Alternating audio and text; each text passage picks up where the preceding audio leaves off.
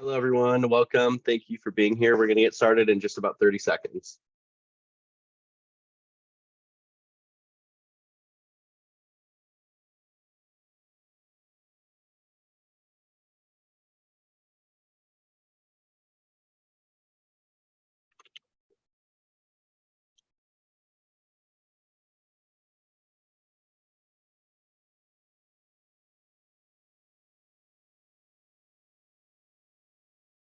Hello, everyone. Thank you for being here. I'm going to get started in just about 10 seconds to let a few more people jump on.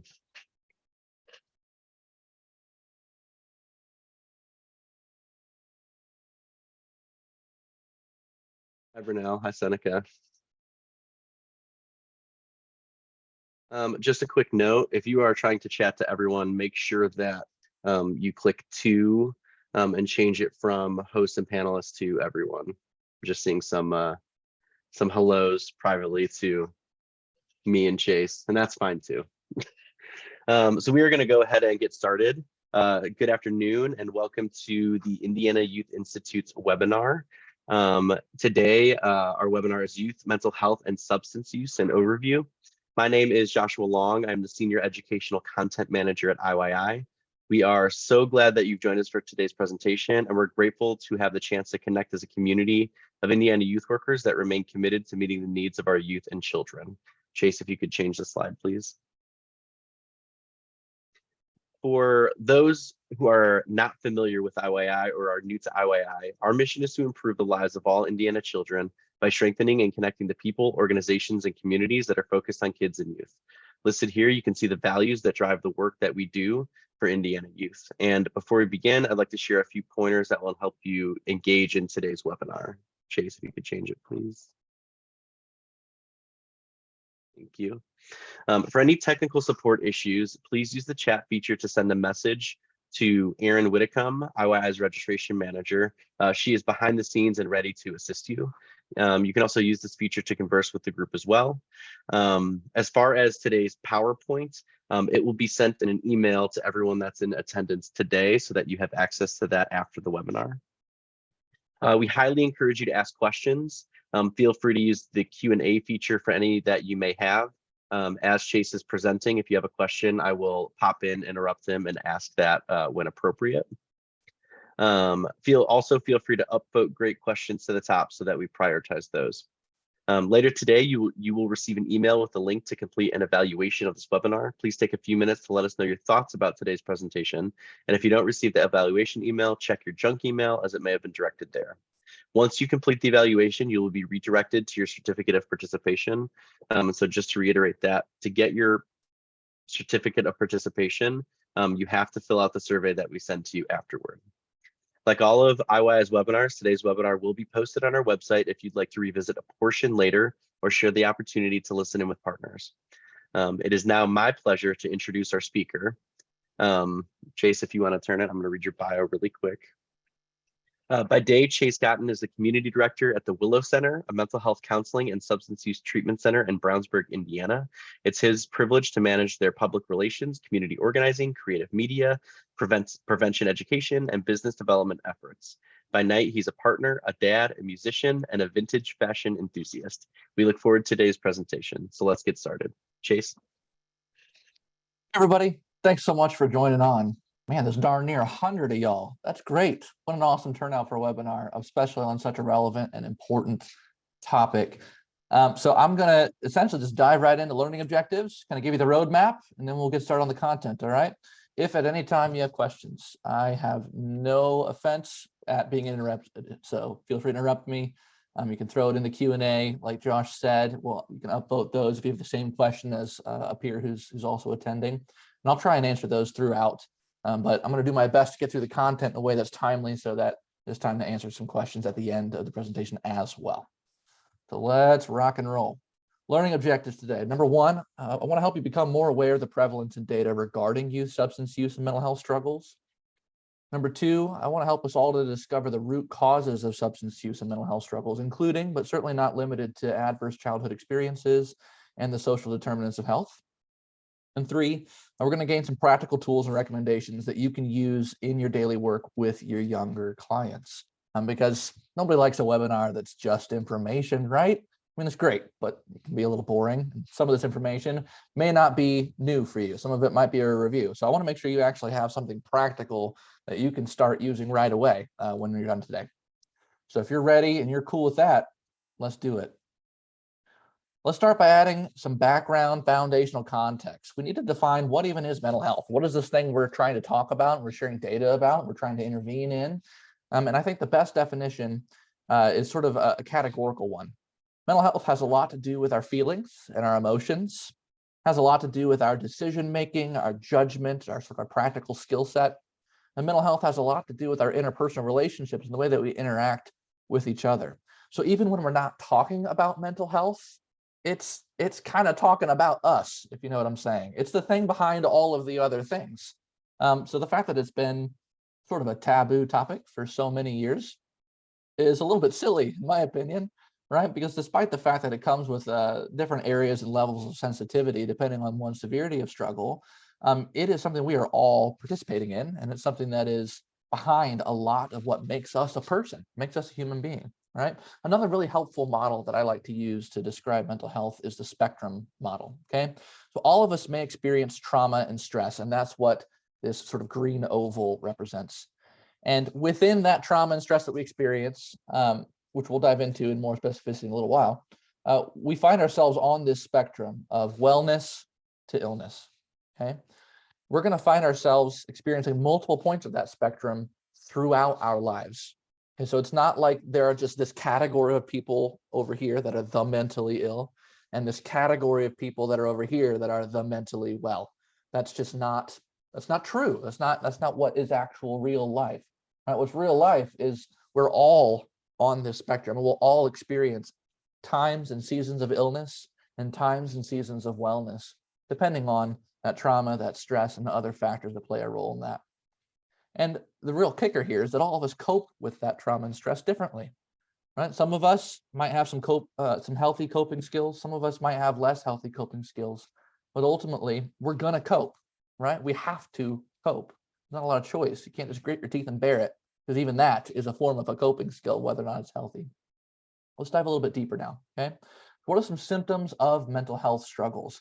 Like, how do I know that I might have something more going on with me? Or how do I know that there might be something more going on with my client that I'm working with, in particular, my young client? And here's some common symptoms: feeling very sad or withdrawn for extended periods of time. That could be with or without reason, right? Could be because you just lost a loved one. It could be, kind of hard to trace. You just feel that way. You're just bummed out, right? Fatigue and unmotivation. This is more than just your, average morning grogginess that most of us wake up out of bed with. This is like all day fatigue, just feeling lethargic and slow and heavy, having a hard time getting up and doing things, playing with your kids on the floor, interacting with your students at school or at your job, or going out with your colleagues after work for dinner or something like that. There's just no motivation to do that. It's just like, oh, that's a burden, right? Self-harming thoughts or plans. This one might be a little more obvious, but it doesn't have to do with just suicide, right? This could be like, I plan on getting smashed this weekend, right? That is a self-harming thought and plan, right? It could also be the more severe and obvious types like cutting, burning, and suicidal thoughts.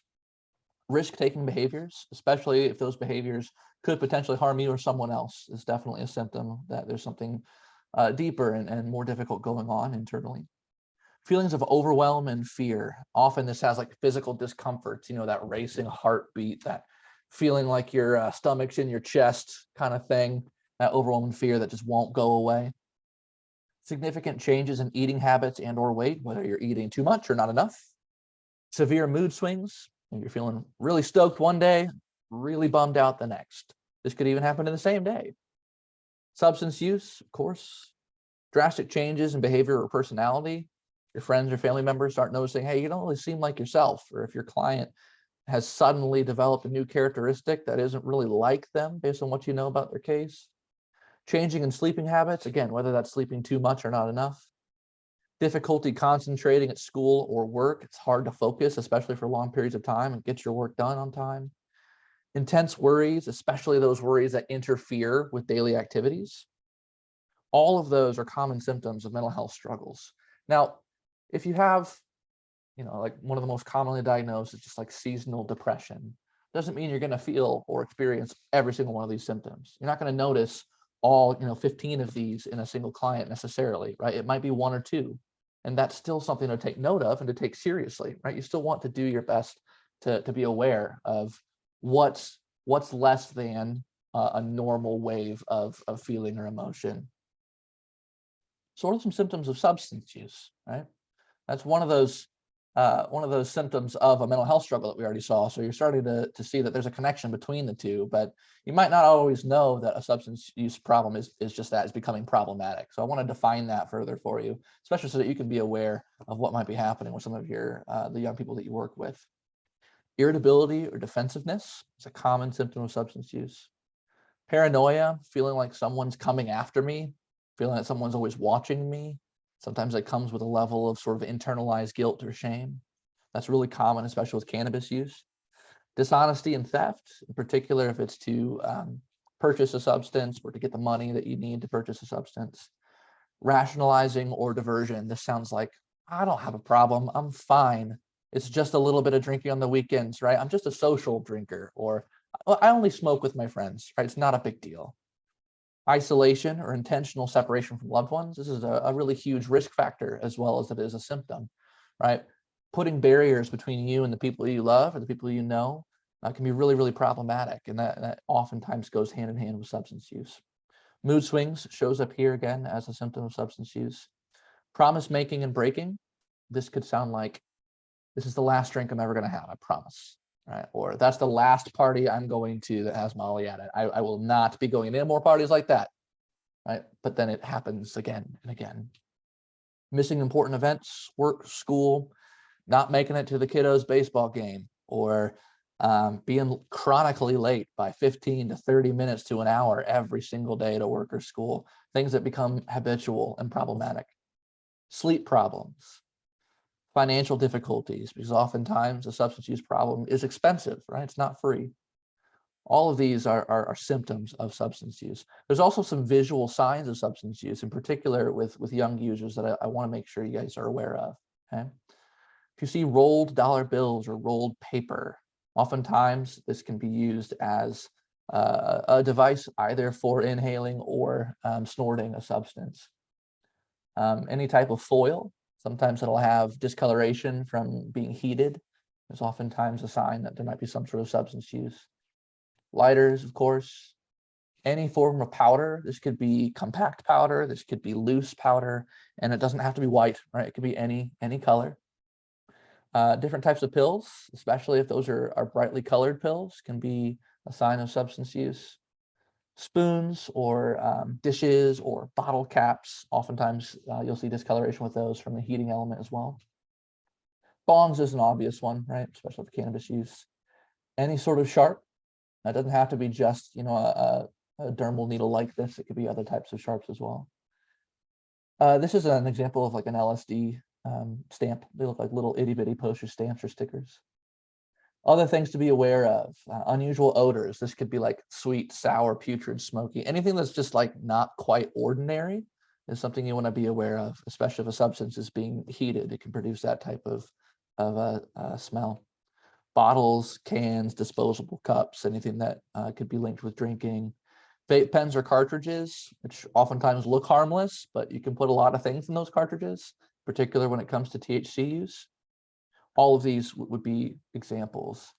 I'll make sure I'm not missing any questions in the chat or thing. Okay, hello everybody, good afternoon. Yeah. So yeah, all things to be aware of.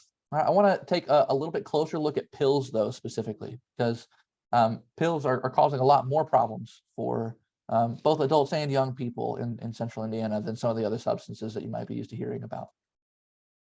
So a little bit of pill awareness, okay?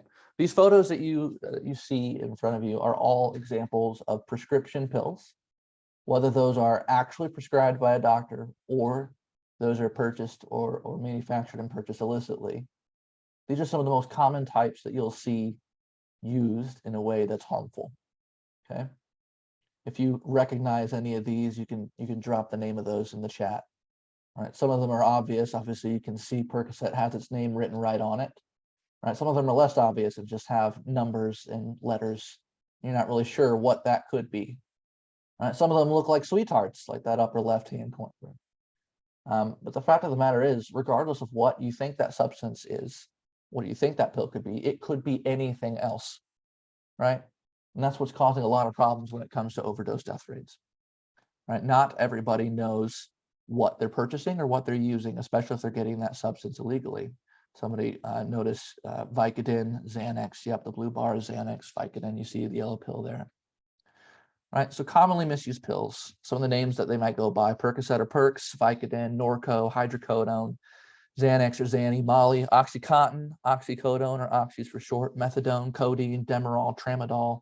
Most of these, not all of them, most of these are prescription painkillers, or they belong to the opiate or opioid family, right? Some of these, like Xanax, are not necessarily, those are more psychiatric type medications. It's estimated, though, that as much as 80 to 85% of illegally sold pills, powders, and waxes are laced with a potent and often deadly synthetic opioid, fentanyl, and there are progressively more synthesized versions of fentanyl, like carfentanil, that are being produced every day. So that's what I mean when I say you might look at a pill and be like, oh, that's definitely a blue Xanax bar. But that very likely 80 to 85% of the time, if it's purchased illegally, is a blue Xanax bar laced with fentanyl, right? And you don't know how much, you don't know whether or not there was a large amount of cross-contamination wherever those pills were produced, and that can kill you, right? That could be really, really dangerous for the users. Now, there are certain gateways that people often use to, I guess, start substance use habits, right? And those three most frequent gateways are alcohol, vaping, and cannabis, by and large, both from a statistical standpoint and from just a qualitative standpoint at a place like the Willow Center. This is pretty much across the board. This isn't just with young people. This is with adults as well. Alcohol, vaping, cannabis are like the three biggies. Most people who get addicted to a harder substance, quote unquote harder, even though that's sort of a misnomer, start with one of these quote unquote softer substances at some point in their life. All right, someone who already regularly uses alcohol is 2 times more likely to try a harder substance like heroin and methamphetamine. Someone who's a chronic marijuana or cannabis user is 3 times more likely to try a harder substance. Someone who regularly uses cocaine is 15 times more likely to try heroin or methamphetamine. And here's the real kicker: someone who misuses a pill, in particular a prescription opioid pain medication, is 40 times more likely to try a harder substance like heroin or methamphetamine. There's a question in the chat that says, why are these meds laced with fentanyl? That's a great question. And I actually get that question pretty often when I'm out in the community teaching about it. Like, if this substance is killing people, isn't that eliminating the customer base, if you think about it from an economic standpoint? And the shorter answer is there's less stigma than you would think among those who are already addicted to a substance. Sometimes if a batch is hurting more people or causing more overdoses, it's actually a sign that it might be a better high or a more effective means of getting that fix, right? Those substances are more dangerous, but that could actually be an attraction for some. And that's part of sort of the warped sense of reality that comes with this brain disease. And from the dealer's side and the producer's side, they just don't care. That's what it boils down to. I mean, they're not in it to keep you alive. They're in it to make money. And that's the only thing controlling those decisions. That's why we see a lot of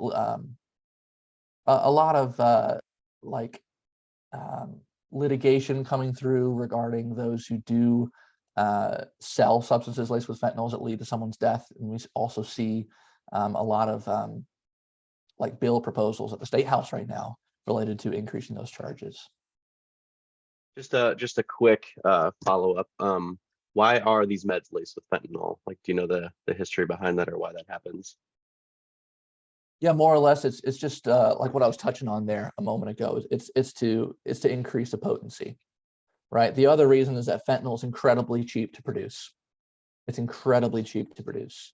There aren't that many ingredients to create fentanyl illicitly, and when you can produce something quickly and cheaply, and then turn it for a huge profit, it's basic economics.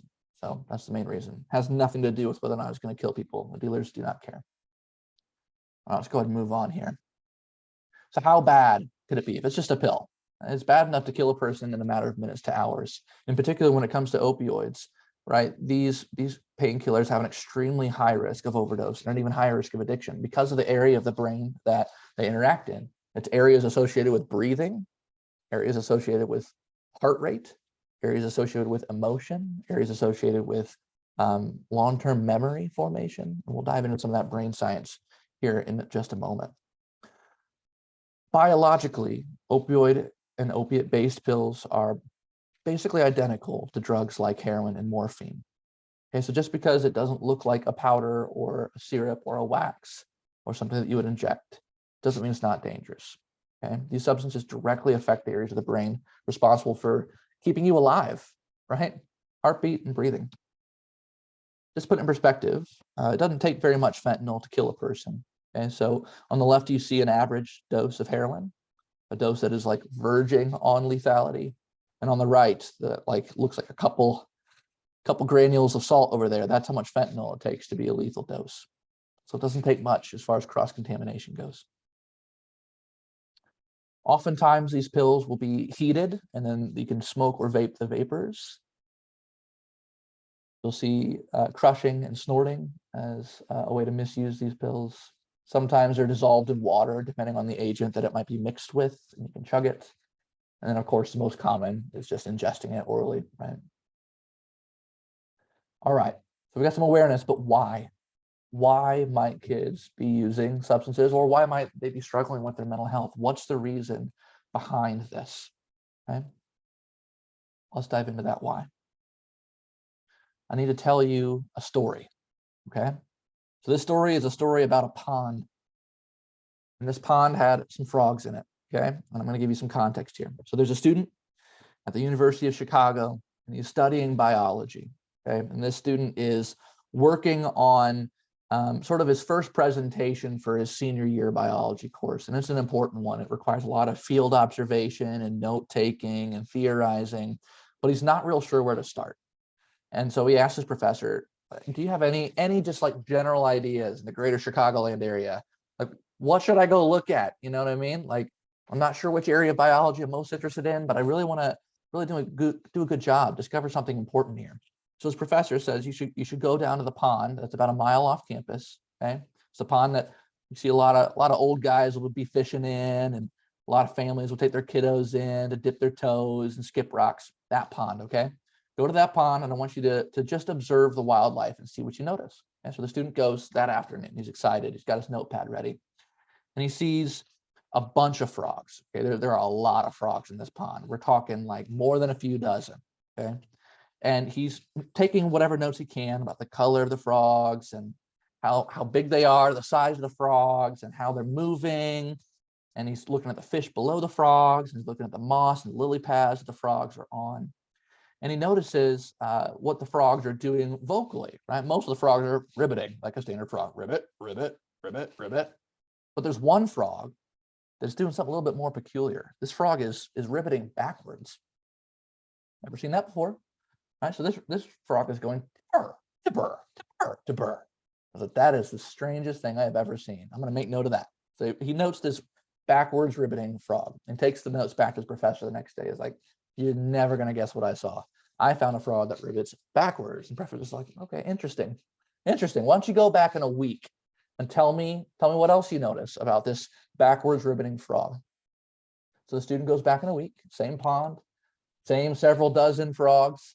But the strangest thing is happening. It seems like the backwards ribbiting is passing from frog to frog. Now there's like 5 or 6 of them tibbering instead of ribbiting. And it's like, what the heck is wrong with these frogs? There's got to be something wrong with these frogs. Is it a disease?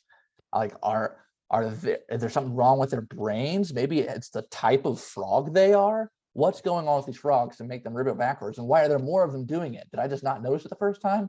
I got to make note of this. So he makes note of it, goes back to his professor the next day. Professor's like, yeah, I think you're on to something. I think this has the means for a good senior project. Why don't you go back in another week, tell me what you observe. But this time I want you to take note of what's going on around the frogs too. Okay, so the student goes back to the pond a week later, and now all several dozen of these frogs are tibbering instead of ribbiting. It's like, this is like something out of the Twilight Zone. I have never seen something like this. Like, what's wrong with all these frogs? And he remembers what his professor said. Take a look at around the frogs too. So the student lifts his eyes from the pond and he sees in the distance a housing development going in. And over here on the horizon, he sees a big factory just billowing plumes of smoke into the air. And then about 100 yards upstream from the stream that feeds into this pond, he sees a massive storm drain just funneling, gushing, brown, murky, nasty looking fluid that's going directly into the stream and directly into this pond. And it's like, interesting. I wonder if the ribboning backwards has something to do with that. And so he takes that information back to his professor and he gets an A on his project. Okay. It was never about there's being something wrong with the frogs. There was something wrong with the pond, with the environment that the frogs were in, with the water quality and the air quality that was around these frogs. It was causing this condition. It was never about what's wrong with the frogs. Okay. What I'm getting at here is this concept of the social determinants of health. Okay. The social determinants of health describes all of the different pieces of you that play a role in your health decisions and behaviors that aren't always in your control. Okay. There's 5 core components. We have education access and education quality, healthcare quality and access, the neighborhood you live in and the built environment that you participate in, social community context, and then economic stability. And you see economic stability is circled because it plays a tremendous role in our everyday life. I mean, whether or not you make a living wage plays a huge role in things like food security and things like being able to pay your rent on time, right? Economic stability kind of funnels into the other 4 categories, right? So that's why I circled that, just to make note of that.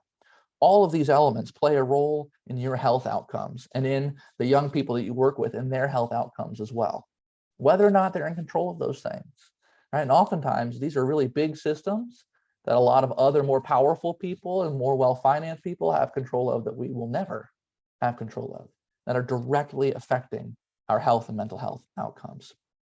So what do we do? Well, what now? These are some big systems to try and change, right? I can't necessarily make sure that every neighborhood has a public school district that's well resourced through property tax. Right? I can't necessarily make sure that every kid in my community lives within a mile from a hospital or a doctor's office. Right? These are things that we don't always have control over, but what can we do? Right? It's time to think about upstream impact instead of just downstream impact. So most of us in the social work and healthcare and education and other, direct service provision type field are providing midstream and downstream solutions to our clients, right? We are addressing their needs, their concerns. We are trying to do what we can to assist them through crises. We're trying to intervene when things are going wrong. Right? But there are very few of us working on the upstream area, the community impact area, the area that plays a role in changing and challenging some of these systems that seem to be unchangeable, right? But there are things that we can do, right? We can advocate to improve community conditions.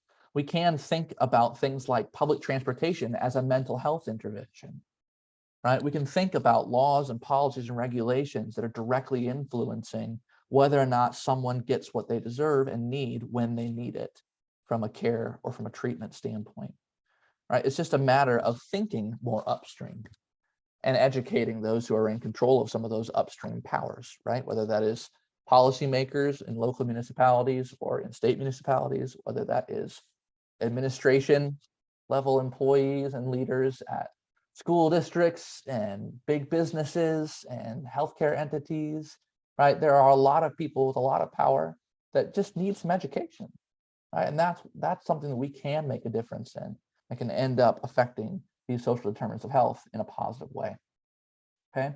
When things go wrong with these social determinants of health, it ends up causing stress and trauma, right? Now, I'm not saying that all stress and trauma is environmental, right? That's why social and community context is also here. There's a lot of stress and trauma that is interpersonal, that is human to human related, right?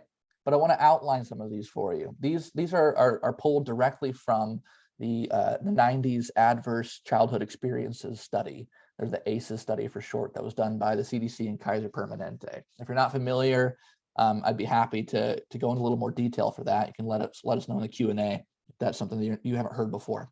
But these are types of trauma and stress that all of us have likely experienced at least a couple on the list of. Okay, so as I list these, think about both your childhood and your current everyday adult lived experience.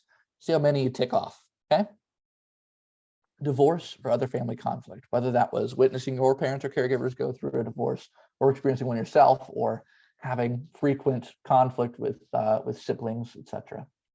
Instability or any sort of insecurity. This could be financial, economic, environmental, moving from place to place, food, just living in a low socioeconomic neighborhood, like that type of instability.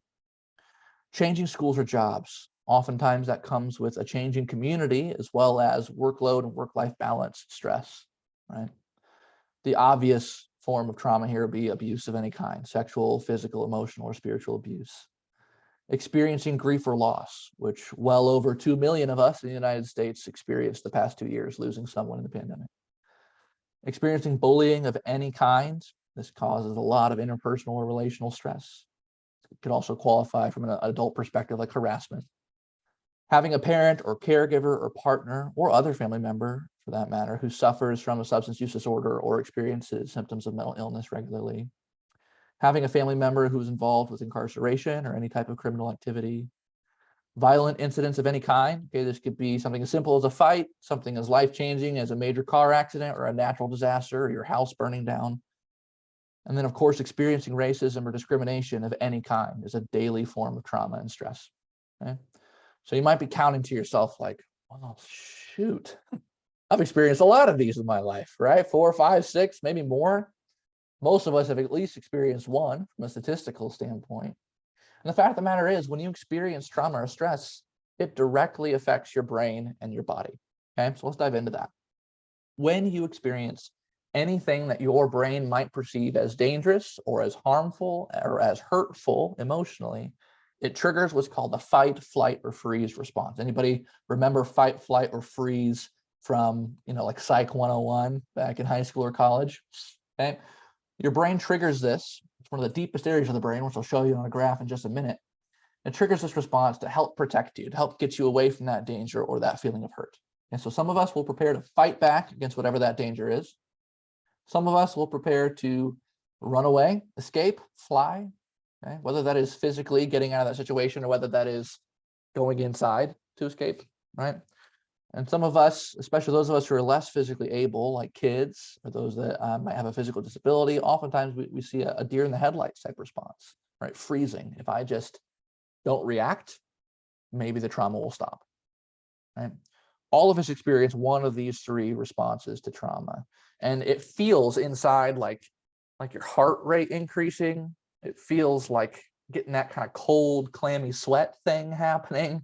Feels like your muscles starting to tense up, like you're getting ready to push back or you're getting ready to go for a jog, like that kind of feeling. It's that anxious feeling that we all experience during some sort of stress. That's the fight, flight, or freeze response.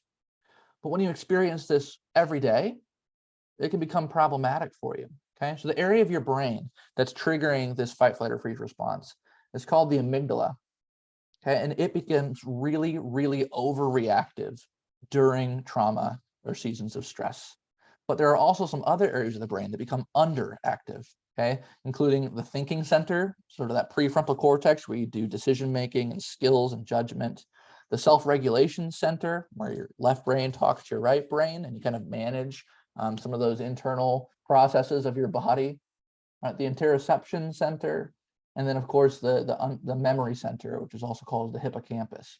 That's why in cases of like sexual assault, for example, sometimes a victim of sexual assault might not always remember all of the facial details of the person that attacked them, right? Because that area of the brain becomes underactive during times of intense stress or trauma. Okay.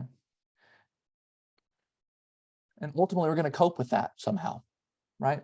It could be healthy ways of coping or unhealthy ways of coping, right? Some of us might choose healthy things like journaling, getting those feelings and those thoughts and those emotions of that trauma and that stress onto paper can be really helpful. talking it out with people you trust, someone you know who loves you for you, whether that is a counselor that you're paying to help you, or whether that's a best friend or a partner. Exercise is a great way to counteract some of the stress that you might feel and some of the trauma. Creative outlets or hobbies are a great healthy coping skill. Breathing exercises are tremendous. And if we have time today, I'll be happy to take you through a breathing exercise we can do together. Meditation is huge. Any sort of mindfulness practice, or if you're a person of faith, any type of prayer is a really great way to help manage some of those internal feelings of stress, that sort of the internal toxicity of the fight, flight, or freeze response becoming overactive. Meditation is a great way to help with that. But if we're being honest with ourselves, we often lean towards the unhealthy coping skills, and a lot of us would be out of a job if the young people that we serve weren't leaning towards some unhealthy coping skills too, right? So that includes things like binge eating. I don't know about you, but when I'm feeling stressed, I can make my way through a sleeve or two of Oreos in a sitting. Not eating at all, right? Because I can't control what's happening out here, but I can control what I put into me, right? That's kind of the basic function happening there. Bottling it up, just trying to ignore, gritting your teeth and bearing it. Right? That is not a healthy coping skill. Mind numbing with media, right? Maybe you find yourself, or your young person finds themselves just doing sort of the doom scroll for several hours a night, right? Or maybe it's a Netflix binge. And I'm not saying there's not a time and place to make it through the next season of Stranger Things, right? That's not always unhealthy. Sometimes that's fun, but oftentimes we're using it to escape something, right? Isolation, just ignoring the people that are in my life, can be a huge risk factor and an unhealthy coping skill.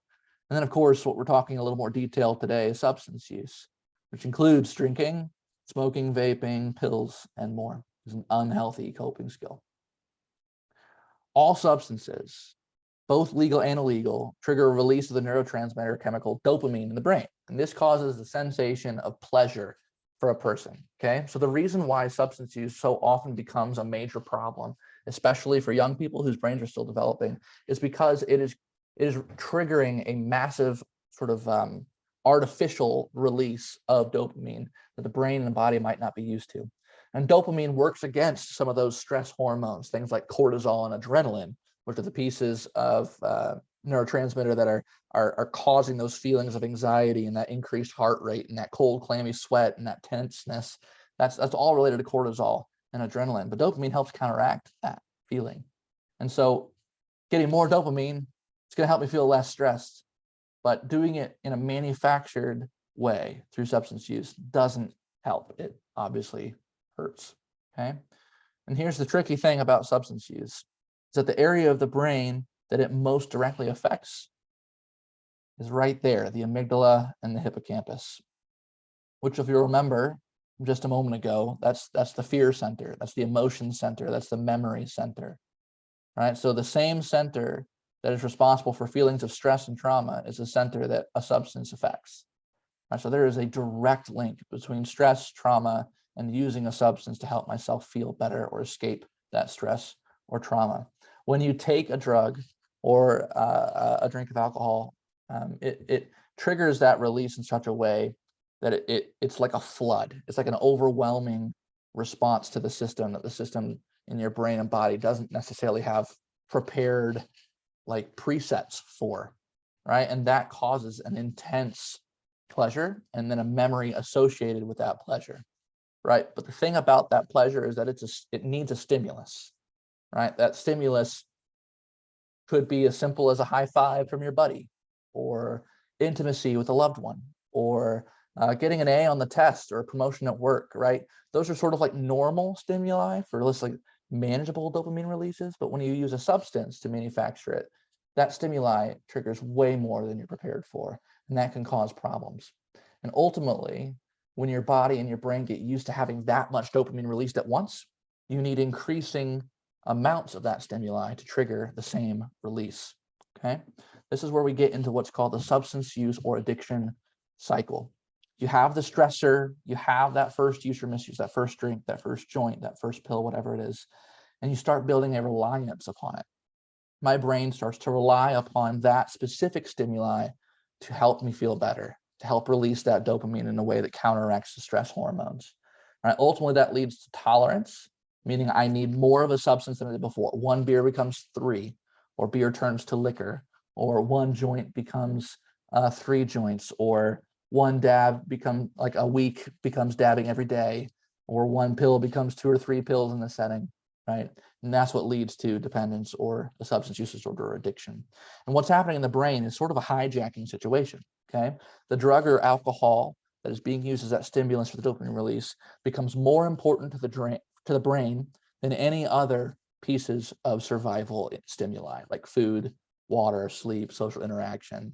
The brain starts to believe that that substance is what it needs just to keep you as an organism alive, or just to keep the young people you serve alive, right? So that's different than just, I want to get high, right? When you hear someone who is struggling with substance use disorder say, I feel like I need it, that is an honest reflection of what's happening in the brain. The brain believes it'll die. The organism will die without that stimuli. And that is a much more severe situation to try and manage internally and externally than just trying to get high. It's different, okay? Ultimately, due to the effects that stimuli and that substance has on the brain, a person starts to lose their ability to choose. All right, this is the difference between like compulsive and impulsive, right?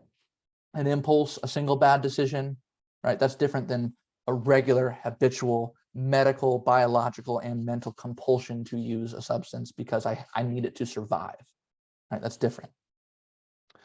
What doesn't necessarily help our young people is the culture of substance use that exists in the United States.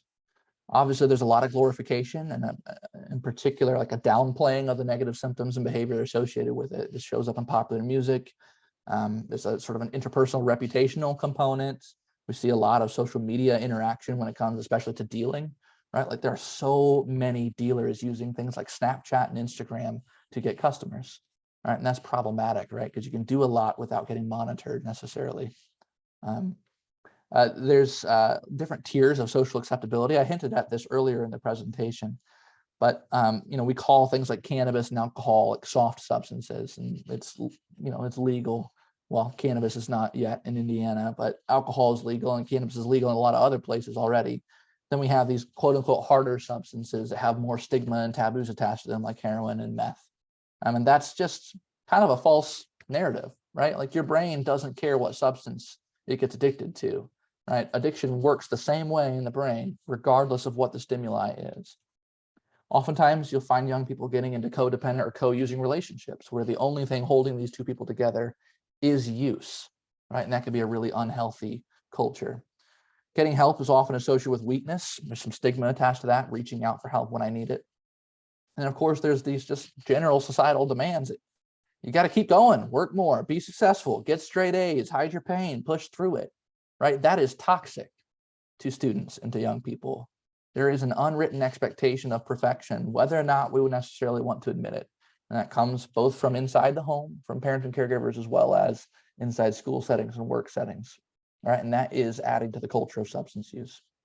Let's get into some data. This is for all the data nerds in the room, okay? I'll start with US data, then I'll get specific to Indiana data. All right, so in 2020, for young people, for youth and young adults, from the ages of 12 to 17, 1 in 6 experienced a major depressive episode or an MDE. 3 million had serious thoughts of suicide, 31% increase in mental health related emergency department visits.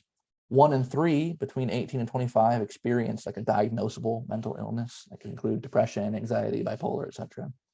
1 in 10 experienced a serious mental illness. That serious qualifier means the symptoms become debilitating to everyday life activities like sleep, school, work, eating, etc. And 3.8 million had serious thoughts of suicide. Let's get more specific, okay? According to the 2021 Indiana State Youth Risk Behavior Survey, which provides data related to both youth suicide and other mental health and substance use problems for students in grades 9 through 12, 30.7% of Indiana students reported that their mental health was most of the time or always not good. So just under a third, including stress, anxiety, depression. 46.7% of Indiana students reported feeling sad or hopeless almost every day for up to as long as 2 weeks in a row, leading them to stop doing some of their usual activities. 27.7% of Indiana students reported seriously considering attempting suicide. 22% made a plan, and just under 12% actually attempted during the past 12 months leading up to 2021. In nearly all of these data categories, students of color, as well as queer students, experienced higher rates on almost all of those data categories. When you dive in and look a little more specifically at substance use, just under 20% of Indiana students currently smoke or vape. 20.6% of Indiana students currently drink alcohol. 15.4% currently use cannabis.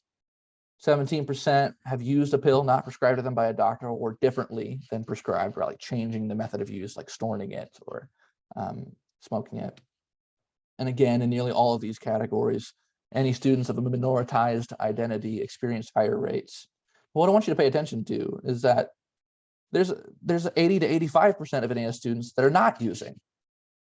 I think that gives me some hope, right? This isn't all just depressing information. It's the social norm here is to not use, right? But that doesn't mean we can't not help the students who are, right? Just because it's around that sort of 15 to 20% rate among our young people, we can't just forget about them because the majority of students aren't using, right? But it's important that we tell an accurate picture so that we can get accurate help. So why aren't students getting the help they need when they need it? The three primary barriers are cost, provider access limitations, and stigma. Okay, so we all know treatment's not free, right? Wish it was, but it's not. Cost is always going to be a barrier for people. Some health insurance plans will cover behavioral health, some will not. Most Medicaid plans, thankfully, do at this point cover substance use and mental health services, but there can be barriers for those that don't have Medicaid, right? Or don't have access to getting Medicaid. Indiana, as you probably already know, is listed nationally as a health and behavioral health care provider shortage area, meaning we don't have enough providers for the populational need. And so just to put it in perspective, in a place like Kendricks County, where I live and work, where the Willow Center is over here in Brownsburg, the rate for mental health counselors and like social workers is about 81 available for about 100,000 people. It's like not enough, right? And then of course, stigma. And stigma is the area where I think we can make a little bit bigger of a difference and where we've seen the dial sort of move a little bit in the past 10 years. I want to dive into stigma for just a moment. Stigma, I would define as a set of negative, often misinformed attitudes and beliefs that motivate a person to be afraid of or discriminate against other people. The key word here is misinformed, right? Misinformed attitudes and beliefs. And oftentimes those misinformed attitudes show up in the words we use, right? Sometimes the words we use are explosive, like a hand grenade, right? We use terms and labels like junkie, addict, lunatic, crazy person, maniac, etc. Really stigmatizing words that can hurt people and prevent them from getting the help they need. It isolates people. A lot of times these misinformed attitudes, beliefs show up in like our body language and in the judgment we show. Right, so consider maybe the last time that you were in downtown Indianapolis. More than likely, you interacted with someone or had the opportunity to interact with someone who was experiencing homelessness. And there's a high percentage of those who are experiencing the trauma of homelessness, experiencing also symptoms of mental illness. And it's kind of a chicken and the egg thing. Are they experiencing those symptoms because they are living on the street, or are they living on the street because they were experiencing those symptoms and lost their job or weren't able to keep up with rent or whatever, right? But if we're being honest with ourselves, not many of us are real eager to step up and look them in the eyes and say, how can I help? Right? Most of us are going to the other side of the sidewalk, aren't we? You think they don't notice that, right? That is stigma showing up in our body language in a judgment way. It also shows up in the media we consume, right? An easy example is the show Breaking Bad, which has been popular for going on not quite 10 years now. Super stigmatizing towards people with substance use disorders, right? And woefully inaccurate when it comes to folks getting help, right? And the representation thereof. Ultimately, stigma is one of the largest barriers to people getting the treatment and help they need when they need it. So how do I help? How do you help? What can you do, especially for the young people in your life that are experiencing mental illness or substance use? And it starts with empathy. I hate to sound simplistic, but it really is that simple. It starts with trying to put yourself in their shoes. Like it or hate it, childhood now and adolescent now is different than it was when you were a kid. Right? They live in a completely different world. They are experiencing trauma at higher rates. They have connection to other people's trauma in a way that was never true for us growing up, right? And that has an effect. You add the extra complicating layer of the pandemic and the isolation that caused for many of our young people, and you have kind of a perfect storm. So it's important for you not to just lean in and take that lazy perspective of, well, you got to pull yourself up by your bootstraps and just try hard. That's not the solution for our kids, right? We have to try to get on their level. We have to try to put ourselves in their shoes and empathize with what they're experiencing. Doesn't mean you understand, but just try to empathize. That's where it starts. We know, this is directly a quote from the ACEs study, okay? We know that resilience requires that a child can rely on the presence of at least one supportive, caring adult. But who are they? Are you one of them? Every child is surrounded by adults who can help them: family members, friends, neighbors, teachers, counselors, coaches, medical professionals, etc. These positive adult role models can be a buffer in a child's life. And a buffer is like a shield that helps block some of the negative effects of that trauma, that adverse childhood experience exposure. It doesn't mean every kid's gonna have a perfect family. Doesn't mean every kid is gonna be the star quarterback on their high school football team, but it might mean they have one good person that's older than them that they can rely on, right? And that person can be you. And that can make a world of difference, right? It can make a world of difference for these students to have one person they feel like loves and cares for them just as they are, that can help connect them to the help they need when they need it, so that they don't feel alone. So here's some opportunities and some practical advice. Okay, we're going to land the plane here with the tools that you can put into practice immediately upon exiting this webinar. Okay, with the last 10 minutes here, we need to try to create opportunities to provide safety and connection for your kid, offering open spaces, both physically and emotionally. All right, this means when a student or a client or your own kid at home messes up, we don't approach them like this, right? This is not open. This is, I've already decided you're the problem, right? We need to open ourselves up. We need to open ourselves up physically and emotionally to hear them, to receive what they're feeling instead of approaching out of offense, all right? Offer different ways for kids to communicate their needs aside from just verbalizing it, right? If you remember from that brain slide, one of the areas of the brain that shuts down during trauma or stress is that prefrontal cortex, that decision-making judgment area. It's hard to use that area when I'm feeling stressed, to verbalize what I mean, to think about critically how I'm feeling, right? But maybe I could draw it, or maybe I could write it down after I spend some time with those feelings, or maybe I could like stamp it out with my feet, or do a chore or an exercise or anything like that, or act it out. Like, there are other creative ways we can invite kids to express those feelings and their needs. Be sure to give kids ample time to respond, right? Not every kid's gonna be ready to tell you about their trauma or stress right in the moment that they're experiencing. It might take a week or two, it might take months. Use trauma-sensitive language, which I'll give you some examples on the next slide. Allow them time to take a break when needed, right? Especially when things are getting heated or when they start to lose their temper, because it's going to happen for a developing brain experiencing stress. Sometimes it's okay to be like, all right, let's take 5 minutes. All right, let's just cool off. Let's go outside, get a breath of fresh air, and then we'll start again, all right? Be aware of your own body language, vocal tone, facial reaction. Sometimes the way you sound communicates way more than the words you're choosing to say. All right, hold space for your kids' thoughts, beliefs, fears.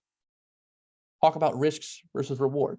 It's not always don't smoke, don't drink, right? Okay, yeah, I've heard that since the first time I went to DARE in 3rd grade, right?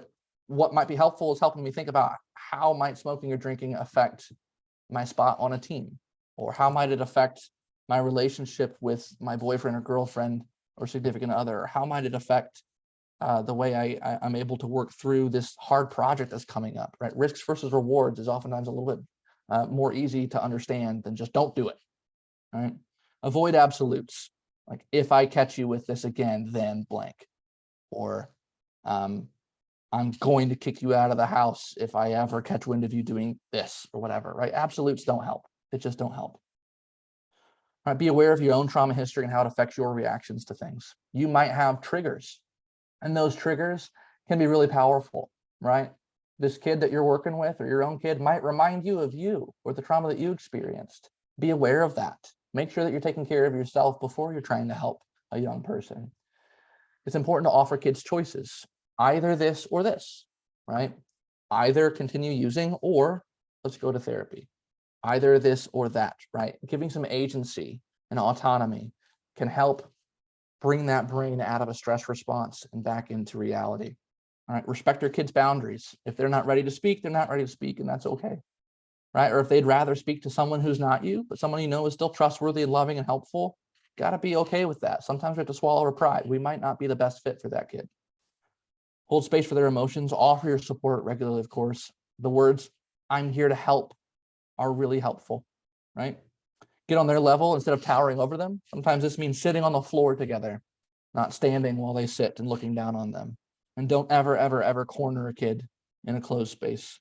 Try to model respect and empathy, all right? Just because they're younger than us doesn't mean they don't deserve to be treated humanely. Here are some really good examples of trauma-sensitive language. Okay, I'm going to buzz through these real quick. What's wrong with you? That's stigmatizing and re-traumatizing. Instead, what happened? What happened to cause this behavior? Right? You're doing drugs, aren't you? No, that's accusatory. Have you ever tried drinking, smoking, etc.? That's more curiosity as opposed to accusation. Why haven't you blank? Why haven't you just cleaned your room? Why haven't you studied for this test? Instead, ask, what's getting in the way of studying? What's getting in the way of this chore? What's getting in the way of this task for you? Why won't you just ask for help? Right? That's a sign of desperation coming out in us, right? Instead, offer help. How can I help you? Or how can I help connect you with someone who can? Oh, you're just confused, or this is probably just a phase. I hate that one. It's not just a phase. Any fellow like elder millennials who went through like that emo scene kid phase, you know that. It's not just a phase, right? I will continue straightening my bangs and painting my nails black, right? Your feelings are valid and it's okay to feel them. That is a better response. Your feelings are valid and it's okay to feel them. You're so depressive or you're so anxious, you're such a pothead or a junkie. We're not going to use disease-centered labels. Instead, go the person-centered route. You might be experiencing these things. You're a person who might be experiencing these things. You're so fat, lazy, crazy, ridiculous. Don't ever insult your kid, right? Focus on their strengths instead. It could always be worse. Well, it might not be for the student. This might be the worst thing that's ever happened to them, right? It might not be worse. I see or I hear that this is hard for you right now. Go the empathy route instead. Well, when I was a kid, I just blankety blank. That's not helpful, right? We already covered this, right? Your childhood is different than their childhood. Instead, go the empathy route. I can empathize with you in this, okay? There's a few slides I'm gonna kind of skip over here, okay? I'm just gonna give you the information very quickly. Remember, most kids they're not necessarily using in school or public, they're gonna use alone at home, okay? So despite what you might see in media, isolation is a huge risk factor. So please be sure to focus on connecting kids, especially if you already know that substance use is a problem. These are some signs and symptoms of overdose. Okay, it's important to know that if a kid especially is misusing pills of any sort, there's a chance that they could overdose on those pills. So make sure you have Narcan or naloxone available in your setting, in your office, in your school, in your purse or briefcase, etc. And be sure that you're aware of these. And if you notice any of these symptoms happening with a student, call 911, get help on the way so we can save that person's life. There's a bunch of free places to get naloxone. All right, there's a whole map on overdoselifeline.org where you can look at the nearest one to you, okay, to get free naloxone for any other adult in that student's life and for the student to carry themselves. It is a life-saving medication. Remember that recovery is possible. Treatment works, right? There's lots of different types of treatment: psychotherapy, group therapy, recovery support, medication-assisted treatment, inpatient care. All of these are tried and true methods that do help. So don't negate that as an option. Try to simplify that as an option for your students because it might seem big and scary for them. All right, don't be afraid to be the person who refers and makes that warm handoff. When you receive this PowerPoint, you'll see a bunch of really great free resources that I use to help build this presentation, as well as resources that you can use for yourself. TED Talks, podcasts. There's also, of course, the Indiana Youth Institute's Kids Count data book, which is an invaluable resource, especially when it comes to things like grant writing and trying to get funds for your programs that serve youth. Okay, so you'll see all those when you get this. Final reminders, there's always hope. Prevention is the best intervention. Try to think upstream. Remember that change has to start on a young person's terms, right? We have to meet them where they're at. And remember, the opposite of trauma is safety and connection. You can't fix it all at once. You're human too. Just pick one thing to try to improve in your student's life. Start there, do it well, then move on to the next thing. Okay. Sorry, I had to rush through those last couple slides, but here's the Willow Center's information if you need it. Go ahead, Josh. Yep. Thank you, Chase. And he did have to go through those last slides quickly, but just as a reminder, we're going to send this PowerPoint out to everyone in a follow-up email that it's ended. You can also receive the latest updates and opportunities by signing up for a newsletter at ioi.org/newsletters. Chase, if you could go to the next slide. And then I really love the presentation today. There was a question about bringing this type of training to your community. If that's the case, please reach out to your outreach manager, asking how we can make that happen, or check the events on our website, because we have a ton of events coming up, including our Advancing Equity Summit, which is going to be in early May. It's a virtual summit all about equity and how to support youth in that way. So check that out at ioi.org/events. And then our last slide, as we conclude, I just want to thank our attendees who joined us today. We appreciate your impact and value your voice and choice you made to learn and partner with IYI today. You'll receive an email with a link to complete an evaluation of this webinar. Please take a few minutes to let us know what you thought about today's presentation. And if you don't receive the evaluation email, check your junk email. We really do look at those evaluations to improve the training that we offer, as well as to help figure out what kind of training we need to be offering. So please do that. When you finish filling it out, you will have access to your certificate of attendance as well. And so with that, that concludes our presentation. On behalf of Indiana's youth, thank you again so much for showing up today and every day for Indiana youth. Thanks, everybody. Appreciate it.